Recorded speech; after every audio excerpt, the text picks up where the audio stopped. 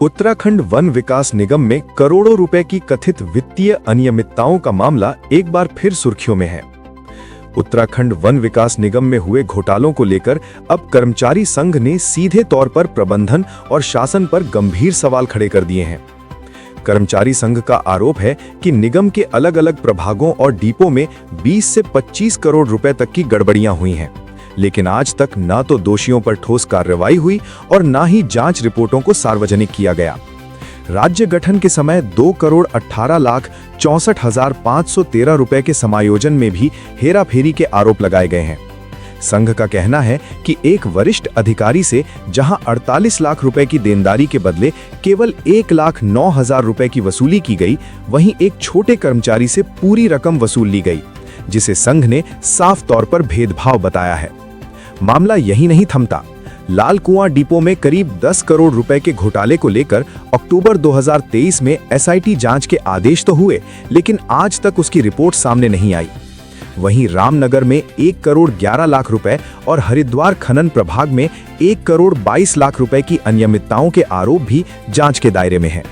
सबसे गंभीर आरोप ये है कि जिन कर्मचारियों में इन घोटालों के खिलाफ आवाज उठाई, उन्हीं को निलंबन और तबादलों का सामना करना पड़ा। इस पूरे मामले पर टीएस बिष्ट, प्रांतीय अध्यक्ष, उत्तराखंड वन निगम कर्मचारी संघ ने साफ चेतावनी दी है कि यदि निष्पक्ष जांच नहीं हुई और दोषियों पर कार्रवाई नहीं की गई तो कर्मचारी संघ राज्यव्यापी आंदोलन के लिए बाध्य होगा। खनन भी है, इसमें लॉगिंग भी है। क्या क्या है लॉबिंग में, किस तरीके से चाह रहे हैं? खनन में क्या होना चाहिए, क्या कुछ है ये पूरा मामला जो आप बता? हाँ सर, मैं आपको बता दूं सर, लॉगिंग के अंदर में क्या होता है कि वहां पर जो है एक मिली भगत होती है ठेकेदार की और जो है कर्मचारियों की या वन विभाग की, और वो उससे क्या होता है, वो अधिक पेड़ों का छपान करते हैं और वो सेल लिस्ट में नहीं आता, उसका विलोपन करके कुछ लोग इस तरीके से करते हैं। तो पिछली बार वहां पे जो है टॉस के अंदर में जो है काफी इसमें जांचें भी हुई थी, बहुत कुछ हुआ था। उसी जांच के अंतर्गत वहां पर 8 करोड़ की पीडी जो है वन निगम के ऊपर है और अधिकारियों के ऊपर है, लेकिन उस पीडी के आड़ में वहां पर जो है करोड़ों रुपए का माल सड़ रहा, 2 साल से उसकी निकासी हुई है। हमारा आप लोगों के माध्यम से ये कहना है कि चाहे वो वन विभाग की संपत्ति हो चाहे वन निगम की संपत्ति है, तो वो सरकारी संपत्ति तो राज्य सरकारी है, आप उसकी निकासी करते, दोनों लोग जो है उसका जो है संयुक्त निरीक्षण करके उसकी निकासी करके माल बेचते, उस पैसे को सुरक्षित रखते और सुरक्षित रखने के बाद जो भी निर्णय आता उसके अनुसार उसका बंटवारा करते।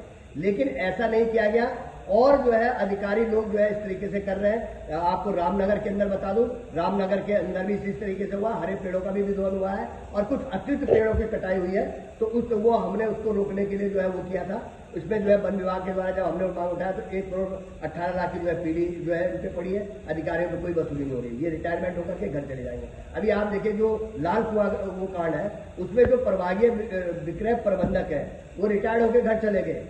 अब उनका मुझे नहीं लगता कि बहुत कुछ होगा, वो जो है कुछ हो पाएगा या कुछ वसूली हो पाएगी, अब पता नहीं क्या होता है। लेकिन बहरहाल जो है कि हमारा कहना है जब तक अधिकारी अगर काम पे है तो आप जो है तत्काल जो है क्यों नहीं उसकी वसूली कर रहे हैं। अभी जो है जो मैं बता रहा था आपको, इसमें इतने सारे ठेकेदार हैं, इतने सारे कर्मचारी, मैं तो बता रहा हूं कि इसमें जो है जीएसटी आईजीएसटी की भी चोरी हुई है, इनकम टैक्स सेल टैक्स की भी चोरी हुई है। क्योंकि उदाहरण मैं आपको देना चाहता हूं कि एक लॉट समझिए कि जो बिड वगैरह आती है वो बिकी 2.5 लाख की। अब 2.5 लाख की बिड आई तो उसमें बिड भरी जाती है, बिड में जो है बिल्कुल स्पष्ट है। उसके बाद वो जो है व्यापारी आता है, वो हमको जो है 10 पैसे जमा करके फिर वो अपना माल उठाता है, उसको टाइम दिया जाता है, आप इतने माल में पैसे जमा करके हो। अब हमने क्या किया, वो 2.5 लाख की बिड को जो है उनसे जो है केवल 1 लाख में वो कर दिया। 50,000 समझो एक तरीके से उसके 1 लाख अपने जेब में रख लिए और 1 लाख जो है वन निगम के खाते में जमा कर दिए और वो जो है वो माल उसको दे दिया। तो इस तरीके की जो है अनियमितताएं हुई है। तो हम कह रहे हैं कि जब आप जो है नहीं करोगे और ये लोग बचते रहेंगे तो कैसे काम हो पाएगा। उसके अलावा भी हमने एक मुद्दा और उठाया था और ये मुद्दा इतना जोर शोर से है कि हमारे जो है विभागीय लोग, कई लोग वहां पे ठेकेदारी कर रहे हैं, मतलब मैं यहाँ का कर्मचारी भी और मैं ही ठेकेदारी कर रहा हूं। तो इस तरीके का हो रहा है, लेकिन अधिकारी आंखें मूंदे हुए, क्योंकि अब ये तो आप समझ ही सकते हैं कि अधिकारी क्यों आंखें मूंदे हुए।